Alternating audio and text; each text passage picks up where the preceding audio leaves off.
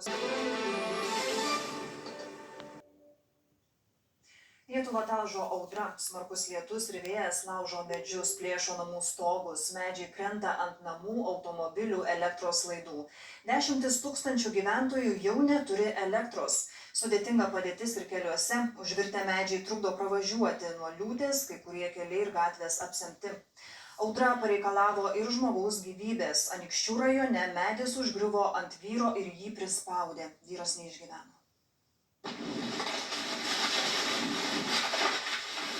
Vilniuje siaučianti audra štai taip laužo medžius ir jų šakas, gadina pastatus, kurio apdailos detalės kelia pavojų praeiviams. Medžiai virsta ir miesto senamiestyje, ir centre, ir atokesniuose rajonuose. Seni medžiai čia ir lūžta, pavojinga, mašinos tiesiog stovi, jau ne pirmą kartą, jau vieną kartą buvo čia, užkrito, kad ir sudaužė. Triukšmas lauke, tai pažiūrėjau po langą ir matau, kad nukrito. Tai dabar gelbėjau gėles. Honk, and this thing comes down. Blimey. Vėjuota.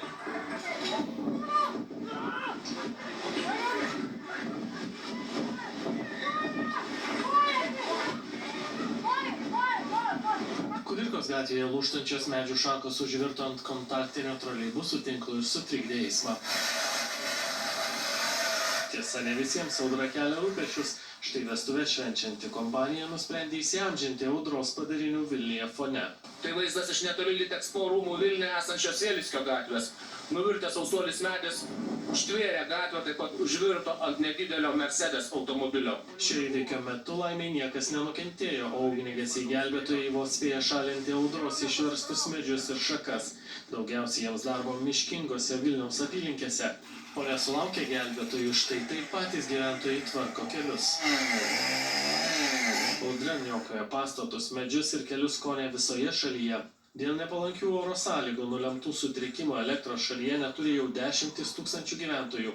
Didžiausia padaryta žala Klaipėdos regione, o daugiausia paveiktų klientų Alytaus bei Vilniaus apylinkėse. Savo ruožtų valstybinių kelių tvarkytoje Kelių priežiūra praneša apie vandens sankaupas, nuvirtusius medžius ir kitas kliūtis keliuose įvairiose šalies vietose. Štai taip vandenyje skęsta ištisas.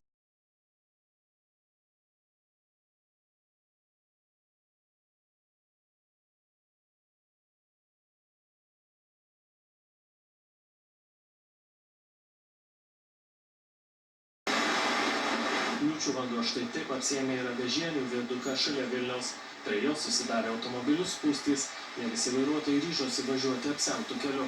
Kelininkai dirba visų pajėgumu, tačiau vairuotojas perspėja, kad situacija gali pasikeisti vos per kelias minutes.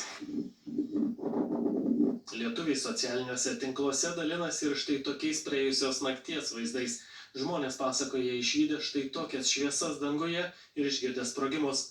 Gyventojai diskutuoja, kad taip sprogti galėjo meteoritas, taip pat tai galėjo būti intensyvus meteorų srautas nuo kometos, į kurį kasmet tokiu metu įskrieja Žemės planeta.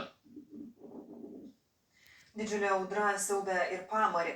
Būtent vakarų Lietuvos gyventojams sinoptikai pranašavo didžiausią stichijos smūgį. Lūžtantis medžiai apgadino pastatus, maitojo automobilius, traukė elektros linijas. Gelbėtojai praneša ir apie sužeistus žmones.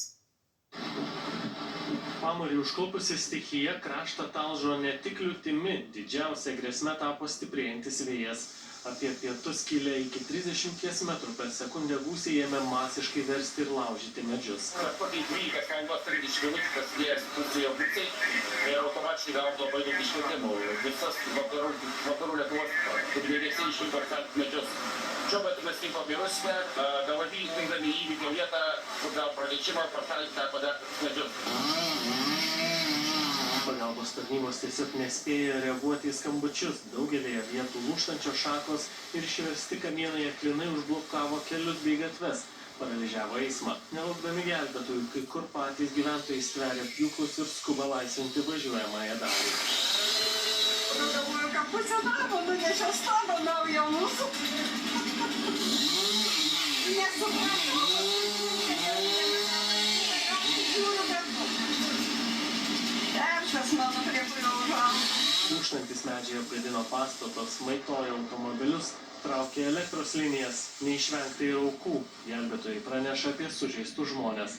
Šilutės rajone kelyje tarp Šilių ir Vainuto įvyko dramatiška nelaimė. BMW automobiliui sustojus prie jau nuvirtusio beržo tiesiai ant transporto priemonės užvirto dar viena su šaknimis išrauta eglė. Padedami pro šalį važiavusių žmonių vairuotojas ir keleiviai iš suknežinto automobilio įsivadavo, tačiau moteris buvo sužalota ir skubiai išvežta į ligoninę. Kitos temos.